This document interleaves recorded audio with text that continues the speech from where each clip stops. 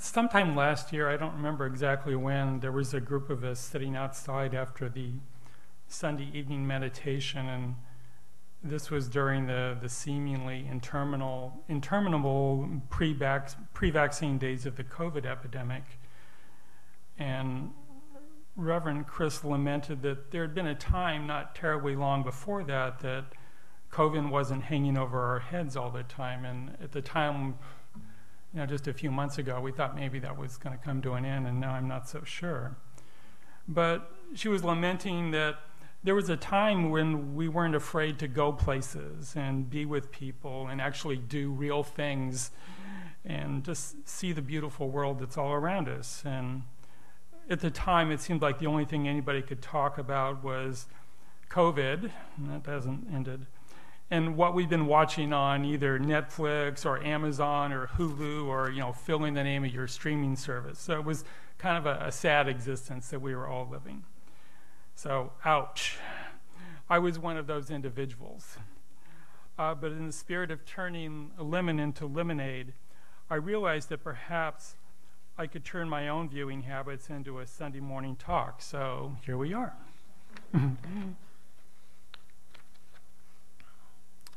I had unintentionally, and in no particular order, watched the following documentaries or dramas, all of which had a religious tradition playing a central role. And here they are in alphabetical order.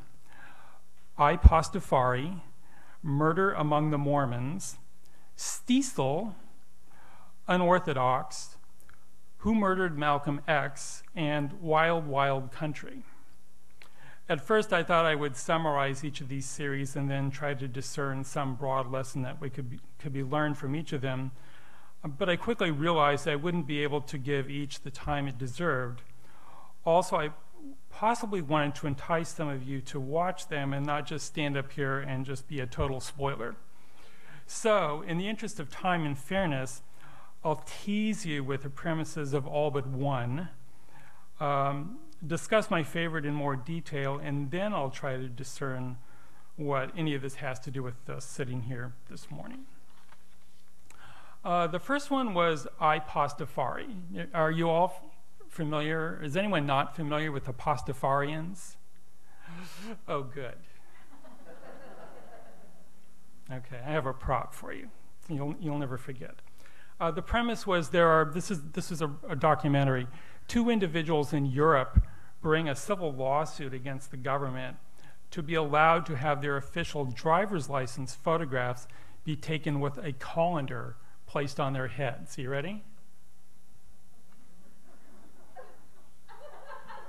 This is what a Pastafarian should wear. That's all I'm going to tell you. Get it? Pastafari. It's the Church of the Flying Spaghetti Monster. I've actually thought of coming back and revisiting that someday, but I don't know. It depends on if Reverend Chris lets me or not. But this is what a true Pastafarian needs to wear. And I won't tell you. There's an outcome in the cases. I won't tell you what happens. The second one is Murder Among the Mormons, and this basically deals with a Mormon antiquities dealer who discovers a series of documents from the very early years of the Mormon church, this being like the 1820s, 1830s. These documents are a combination of being, at best, controversial, at worst, heretical, and potential bombshells for the Mormon hierarchy. And not to be giving too much away, as the title suggests, there actually was murder. This was also a documentary. I'm going to lump Stiesel and Unorthodox together because they're both fictional or partly fictional accounts of how individuals and families within Orthodox Jewish communities deal with a modern world. And I'll just quickly tell you one quick story. There was a young boy, like 12, 13. He has to ride a public bus to go to school, and his grandfather tells him that everything he sees or does at any point in his life will become part of his life forever, and therefore, they need to, carefully monitor what they consume. So the boy's on the bus, and he sees an attractive woman, not an Orthodox Jew, wearing kind of a sundress. By modern standards, it wouldn't be considered too controversial, but he kind of notices her. She's an attractive young woman. So he had a book that his grandfather gave him, but the book doesn't seem to be doing the trick. So he goes home and tells his mother that he's having trouble seeing, that he needs glasses. So she sends him to the optometrist, and after the poor optometrist is trying to figure out what's wrong with his eyes, and he finally says, I don't know what's going on, but there's nothing wrong with your kid's eyes, just figure it out.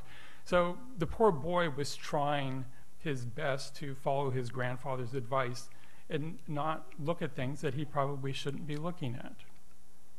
So that's sort of the Stiesel theme. Who Murdered Malcolm X? Again, the title is self-explanatory, but it pulls back a curtain on what a lot of people probably would have been a lot happier seeing remain closed. And they were all good. And finally, my favorite by far was Wild, Wild Country. Like, oh my God. I'm going to come back for this one just a bit.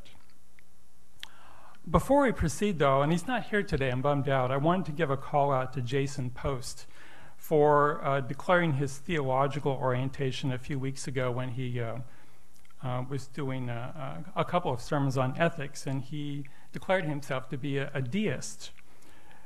And it occurred to me that in almost every church around the world, it's almost always understood by the audience what the theology is of the person in the pulpit.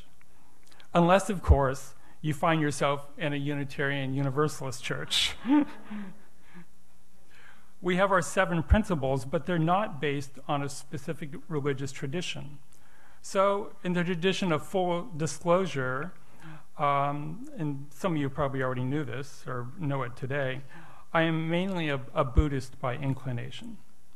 That can mean a lot of things, but I'm not strictly a vegetarian, but I'm working on it. I don't shave my head or wear an orange robe. I do, however, try to meditate a little bit every day, and I embrace the concept of emptiness. Emptiness is a really important thing for Buddhists, but it doesn't translate well into English, and it's often misunderstood by Westerners.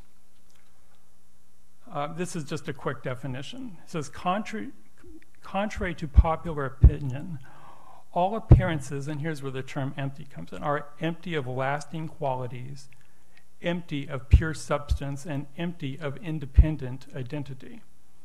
Another way of phrasing this is that appearances are impermanent, interdependent, and multiple. When I first started reading about emptiness a long time ago, my first impression was that it was just some obscure, opaque Eastern philosophy thing that sounded really cool and exotic, but it didn't really make a lot of sense. And I was completely wrong about that. I used an example once before. It was about a Nazi who had purchased a Vermeer painting, and he was very proud of his Vermeer, and he was proud of the status it gave him, and he was proud of the fact that he had the money to buy the Vermeer, until he found out it was a fake. And then all of those things that he prided himself on, the money he spent and the status it gave him, they disappeared in an instant. That is a classic example of emptiness. Another example of emptiness was in a biography that I read of Rasputin, the crazy Russian monk. He's a cartoon character these days. The author started out with a really interesting statement. He said when he first started to deal with Rasputin, he said, there's all these myths and tales, but I'm going to find out the real Rasputin. I'm going to dig deeper than nobody's ever dug before. I'm going to find out where he was every day of his life, and I'm going to expose the real Rasputin. And then he realized he couldn't, because there were lots of Rasputins. It just depended on who you spoke with. He was either a crazy sex maniac, or he was a devout Russian Orthodox who had profound insights into God and the world. And he came to the conclusion that there was no one Rasputin. And that, again, is a classic example of emptiness. So you see and hear of emptiness all the time. It's just not cloaked in the Buddhist terminology.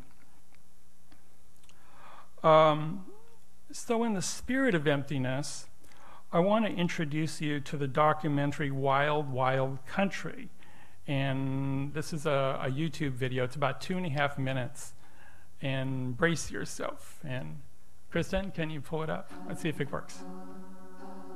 Everybody felt they were there at the beginning of the great experiment. Like we were the chosen people. I'm here in one of the largest ranches in the Northwest. Today, it's Rajneesh Puram because a prominent Indian guru and his followers bought it.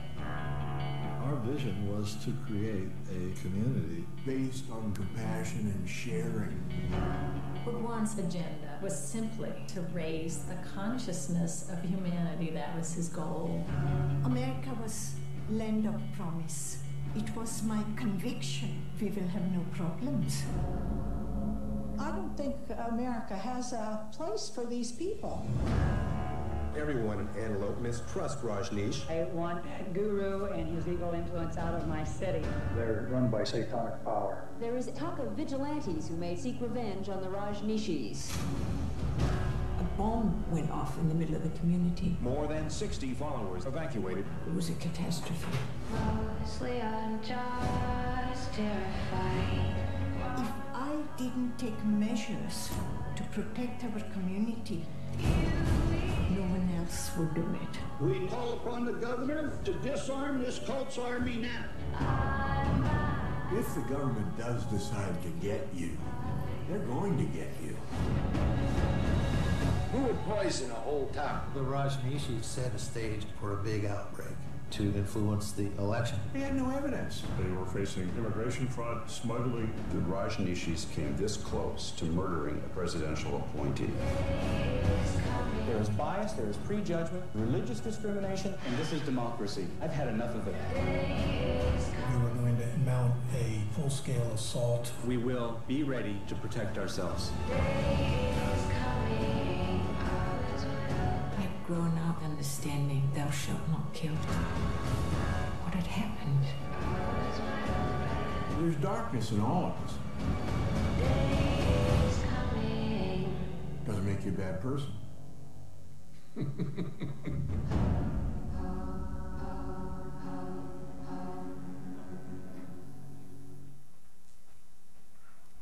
How many people have seen it? I'm just curious. A few of you, okay. It is wild.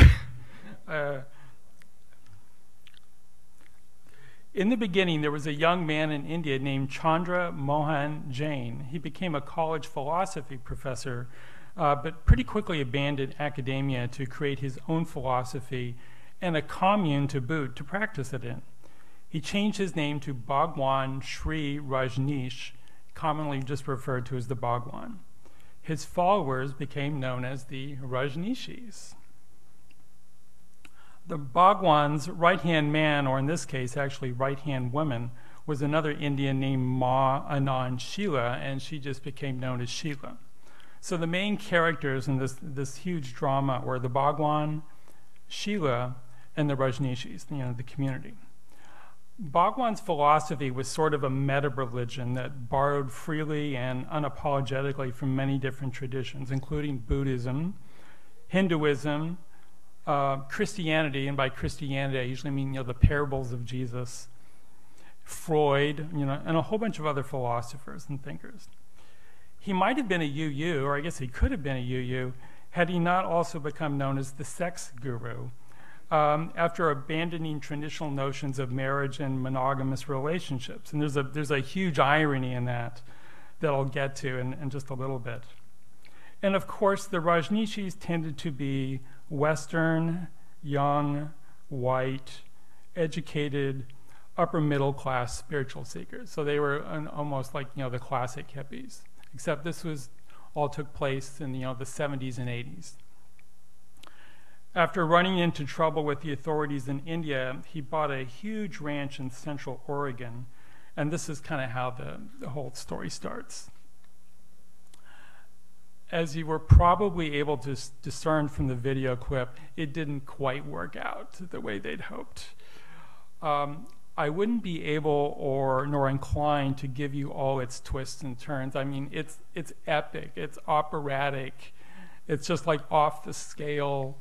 Just when you think it can't get any more bizarre or more dramatic, it does. I mean, and the whole series, I think, is 6 or 7 episodes. So you're talking at least 7 hours of film, and I can honestly say I don't think there was a boring second in any of it. It was just jaw-dropping when I was watching this. But it started in Oregon, or at least it started to go south in Oregon when Bhagwan and Sheila did some really poor planning. You know, they stretched the truth a little bit and relied far too much on wishful thinking. So what happened was their small agricultural community that they pitched ended up morphing into a small city with at least 2,000 permanent residents, plans for an airport, a hospital, a 500-bed hotel, small industries, and international festivals. They were unfortunately then informed that there were laws that regulated how ranch land, which this basically was, could be used. You know, we call them zoning regulations. The Rajneeshis tried to smooth things out at the beginning with some pretty, time-honored techniques, basically bribes. And they were offering some pretty substantial monetary funds to environmental organizations, people that were, raising some objections as to how they were going to use the land. When that was unsuccessful, they either considered or actually attempted the following, and this is not a complete list. They attempted to inject a fatal dose of potassium into the IV line of a hospitalized politician. Any nurses here? Medical people? Potassium will kill you pretty fast if it's administered incorrectly. They tried it. They actually firebombed a county office. They plotted and almost succeeded in gunning down a federal attorney. They staked out a parking lot. They were armed and ready, and he didn't show up that day. And my favorite, and some of you may know this, I used to teach at Del Mar. I actually taught a class in clinical microbiology. The Rajneeshis were responsible for the first documented bioterrorism attack in the United States. They did it. They pulled that one off. And that's not all. That's just kind of a short list of all the stuff they did. And from the video, you can kind of sense the atmosphere that it developed. In terms of not being a spoiler, I'm not going to tell you how many people died. There was death in the Mormons, and there was death in Malcolm X, but I won't tell you how many people died in this. So for those of you who haven't seen it, you're going to have to watch it now. Going into all of these shows, the Mormons and the Rajneeshis and the Pastafarians, I felt I was in a pretty good position to be a non-judgmental observer because of emptyness. Again, impermanent, interdependent, and multiple. So I'm trying to put on my, not my colander, my Pastafarian hat, but I'm trying to put on my orange-yellow robe and be a Buddhist when I'm watching all these things. So I think I was pretty successful, and I still am, of avoiding the mind frame that these are a bunch of weird people doing unwise, sometimes violent stuff that would naturally arise from being kind of unwise. So in spite of the conflicts that I arose, and that's one of the common denominators of all the series, there obviously was some conflict, otherwise it wouldn't be much of a story. But I came away, and I think this is, and I know this is a fact, I came away with even more sympathy for all of these communities. I think because when you see people at their worst, or when you see people under strain and doing unwise things, you can sometimes appreciate their humanity in a way you wouldn't always see them as. So when you're seeing people being perfect, that's okay, that's admirable. But when you see people being imperfect, it kind of gives you a fuller picture of what the human condition is really like.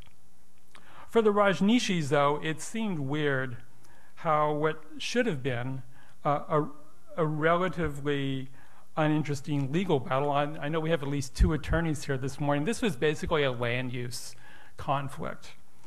But it pretty quickly transformed itself into a bitter, take no prisoners, heaven versus hell, battle to the death, war of the worlds, international sensation. I mean, it was wild.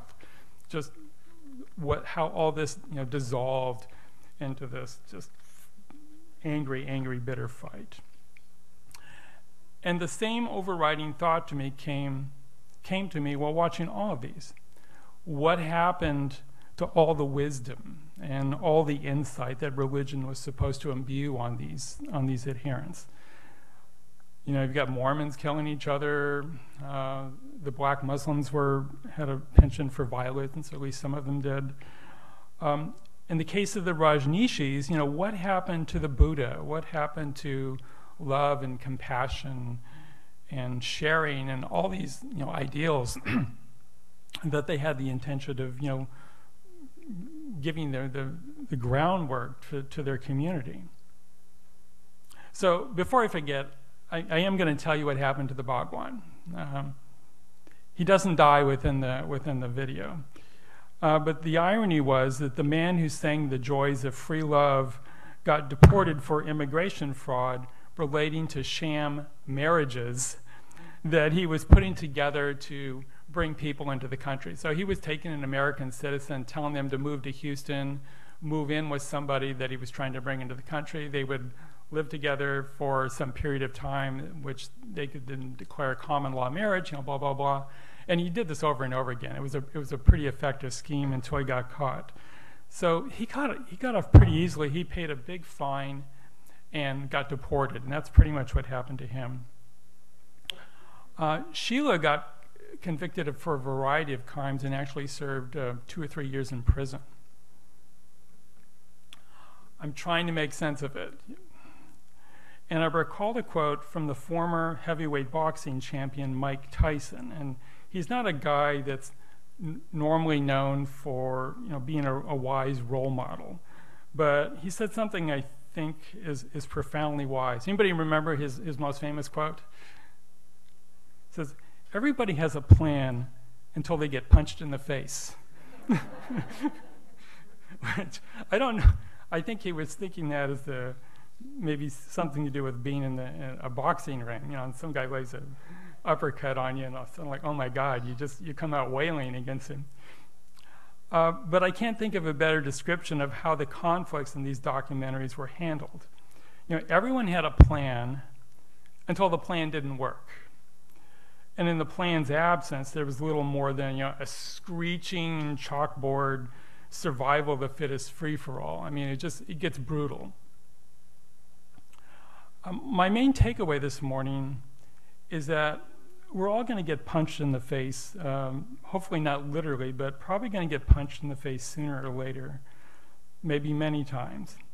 The question will always be, how prepared are we going to be when that comes? I'm not convinced that religious doctrines or principles will always be sufficient to handle these events because they're not fast enough in real time. I was telling you about being a Buddhist, and I could rattle off the Four Noble Truths and the Eightfold Pathway, and I believe in all of it, and I think it's very wise. But again, when you get punched in the face, sometimes you don't have time to think, oh, which pathway is that? What do I do here? And I think that's true for a lot of situations, regardless of what our theology may be. It's just the adrenaline surges up and we start swinging back. During Wild Wild Country, I kept waiting for someone to shout, stop. This isn't working. What can we do to figure it out? And it didn't really happen during the main gist of the story, but strangely, there did eventually come to be a couple of strange acts, kind of random acts of kindness that came out. Probably the only couple rays of light that came out of the entire documentary. The most unlikable character in the documentary for me was Sheila, and if anyone sees it, you will probably tend to agree. She made a point of being just continuously abrasive and unapologetic and in your face. And one of her famous quotes when somebody was trying to give their complaints about the Rajneeshis, the fact that they wore weird clothing and they had sex in public. Her famous quote was "tough titties." There's just probably not a good way to win friends and influence. And to this day, she still exudes some of these characteristics. But the most interesting thing was she now lives and manages a group home for mentally disabled seniors in Europe. In the case of the government, and I mean the United States government, they ended up dropping an attempted murder charge against the woman who would have been the trigger man for the assassination. She was an Australian and she'd fled to Australia. Her son remained in the United States and he was dying from brain cancer. And she couldn't come back to the United States because she would be arrested. The attorneys dropped the charges against her. And they basically said, we've been doing this long enough. Maybe now is the time for compassion. And that was, so the Rajneeshi did something good. The feds did something good. Maybe, in the large scope of things, it wasn't a lot considering how long this trauma went on and how much damage it caused a lot of people. But I think it shows there can always be a ray of compassion and caring even after a terrible trauma. I can't say where this small hidden reservoir exists in all of us, but I think it can be there somewhere. So when I run into trouble and I say, "Oh, I'm a Buddhist, I'll do the Four Noble Truths or the Eightfold Pathway," sometimes that's not fast enough for me, and I have to come up with something quicker. So I like the story of the Buddhist thief. Thank you, Jan, for reading this. Because he's dealing with a lot of stuff, but if you notice in the story, the master doesn't tell him to recite the Noble Truths or the Eightfold Pathway. He just makes some sort of broad statement about awareness, and that's all it took for him to maybe come to a better realization about how he can improve his life. He made it clear that he could continue to steal all he wanted, but at the same time he gave him the opportunity to look into a part of his soul that he may not have realized it was there, and suddenly his life changed overnight. So for all the people in the world today with all their religions and spiritual beliefs and all the stress that we're under now with fill in the list, it's long. I think it's inevitable that our plans are not always going to work out the way we hope they will. But we need to dig deeper and find some source of inspiration and compassion. It's probably out there, but we're going to have to keep looking for it. Thank you very much for coming out this morning and listening to me. Thank you.